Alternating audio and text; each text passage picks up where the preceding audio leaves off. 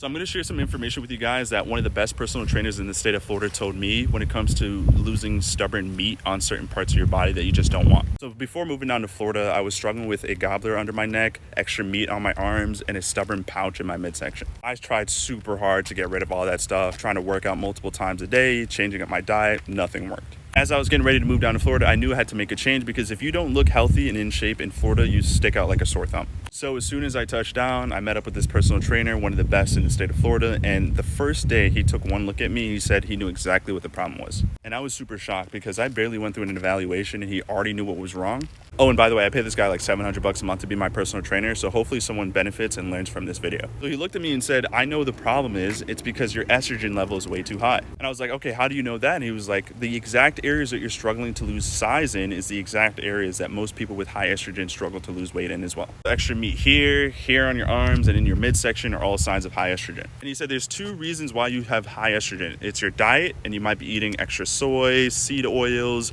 or it could just be stress. Too much cortisol can increase your estrogen. So being that I know for a fact it wasn't my diet, we came to the conclusion that it was just that my cortisol levels were way too high and I was way too stressed out, potentially from the move and just other parts of my life. The solution that we came to was that he told me, look, Alex, we're going to work really hard 4 to 5 times a week, and we're also going to make sure you're eating right as well. But he also recommended me taking these Goli ashwagandha gummies. He said ashwagandha is one of the best ways to regulate cortisol. I'm already paying him like $700 a month, so he gave me a really affordable solution to lowering the stress levels. I asked him specifically like why this specific brand, and he said because they have KSM 66 as the highest form of ashwagandha.